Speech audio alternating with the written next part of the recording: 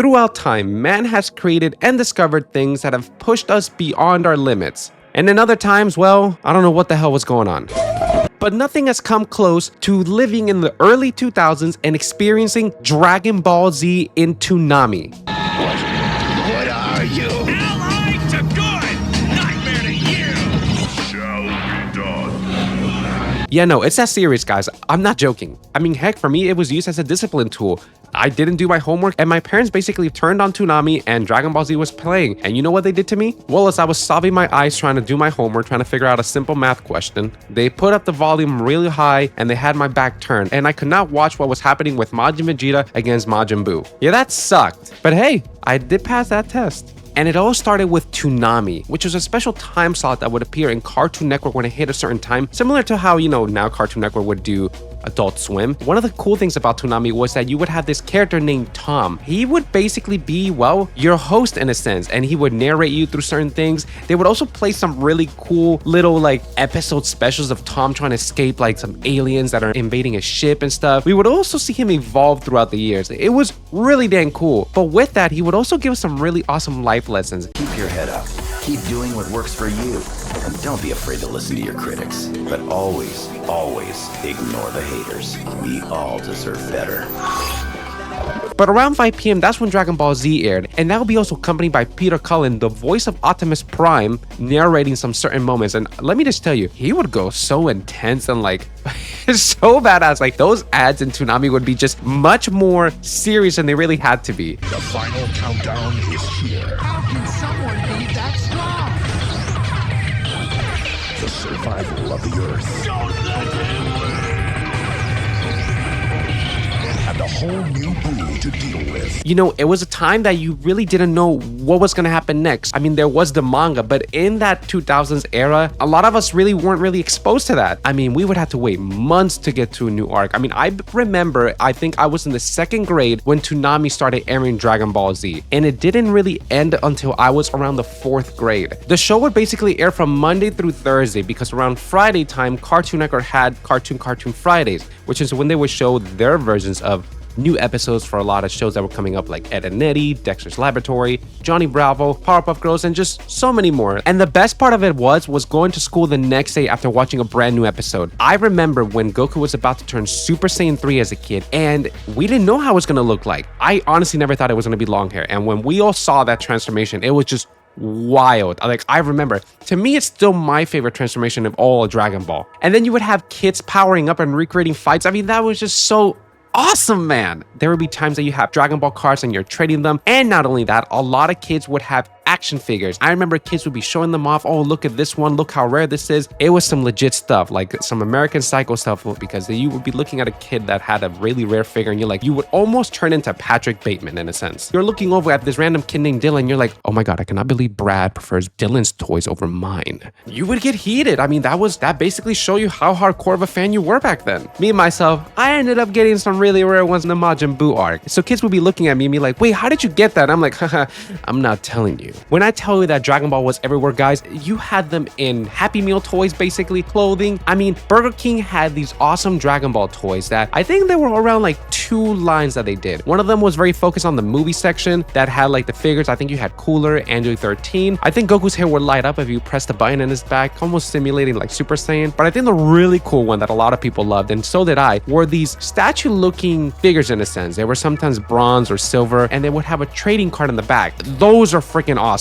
Now, in the era that I was growing up, in potato chips, like bags of Frito-Lay and stuff, we would have prizes inside of them. There would be a little ribbon in the middle of the potato chip bag. It would have things called pogs, I think that's how you say it, or tazos, that's in Spanish. And these things were basically plastic or metal circular little objects that would have the images of characters, and you can play with them while either throwing them against each other, snapping them together. The funny thing is that my mom and I, when we would go to stores, we would actually feel the bag around, and sometimes we'd be lucky to feel 2 of them in there. Unfortunately, I ended up almost losing all of them except for these last 3 that I have. It's a neat little relic, you can say, in the early 2000s of Dragon Ball. There were also sticker albums, which were really awesome to collect. Now, of course, the toys in Dragon Balls were awesome. We obviously had some derpy looking ones, of course, but there were multiple companies. I think Irwin Toys is the biggest one that I remember doing it. They were very creative with the toys back then. Super Saiyan power be enough this time.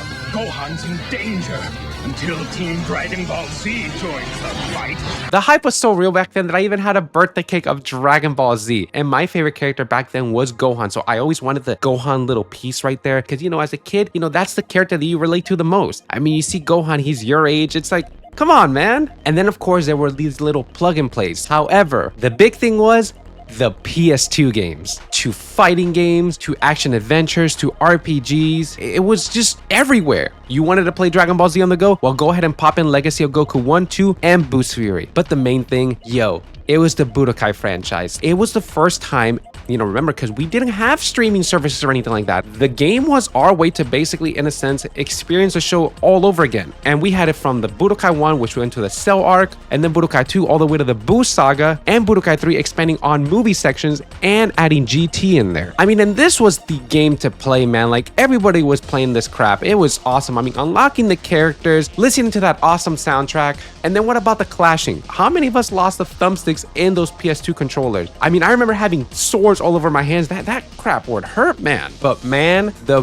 best moment was later on the 2000s was the Tenkaichi era. You could fight giants, you had an insane roster, what if battles, and it was the first time that actually a game made you feel like you were in the Dragon Ball world. I mean, that shit was crazy, guys. Now, Tenkaichi is basically the one that I played the most out of the entire Dragon Ball game, especially number 3. I always thought number 2 had the best story though, but Budokai Tenkaichi 3, it was just way more polished. Me and my dad would play that game for hours. There was also some games that came around that Dragon Ball, Budokai, and the Tenkaichi era. They were almost similar to like spin-offs, you could say. You had Dragon Ball Z Sagas, that it was actually the first Dragon Ball game that came out on the Xbox console, because, you know, back then I actually had an Xbox growing up, so I didn't get a PS2 until Budokai Tenkaichi 2 came out. So I mostly was able to play this through my cousin's house because he had all the Budokai games. And then there was this other underrated game where a lot of people don't really talk about it. It's called Super Dragon Ball Z. Pretty cool game. It's just, unfortunately, it really was kind of just buried in the shadows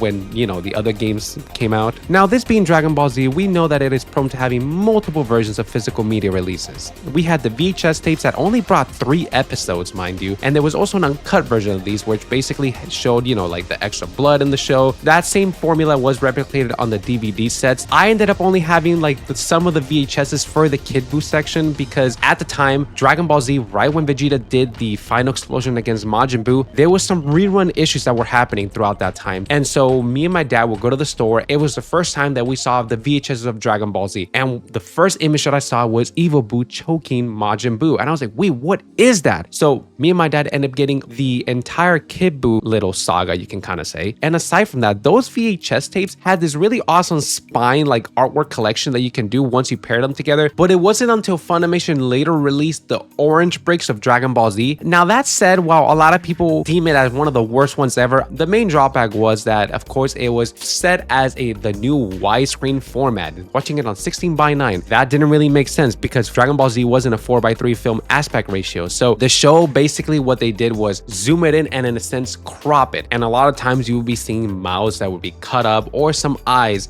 that would kind of take away from the scene. It wasn't anything too crazy, but when you really were paying attention, you can kind of notice. But the set was really cool. It brought a little booklet in there, some episode guides, character breakdowns. It was a nice set. And again, one of the cool things about it was they actually did release these breaks for Dragon Ball and Dragon Ball GT. And when you put them all together, it does look like a really nice set piece in your collection. Of course, the other set after the orange bricks was the Dragon Boxes. And for a lot of Dragon Ball fans, this is the definitive way to own this series. It was not in 16:9, it was in its original 4:3 aspect ratio. It came in this really premium finish, but if you grew up in the 2000s and were watching it in the Toonami era, it didn't bring the Bruce Falconer song and instead had the Japanese Kikuchi score, which from somebody that watched Dragon Ball Z in the Toonami era, it was really weird. I was never really used to that. I didn't grow up with watching that. I really wouldn't call it the definitive version. To be fully honest, it really isn't one at all. Even though times have changed, that magic of Dragon Ball is gonna basically live forever. You know, it's gonna get a little sad here a little bit, but there will be a time that we won't be able to find out what Goku's next adventure is. You know, it's almost like a hero's legacy in a sense from Dragon Ball GT. You know, we had our moment in there, and I guess the next great adventure, the new generation will watch it. I mean, who knows? knows really, unless, you know, we freaking get hit with a meteor or something and we all go down at the same time. But hey, and if you guys enjoy these type of videos that we take a look back at certain eras, movies, video games, or just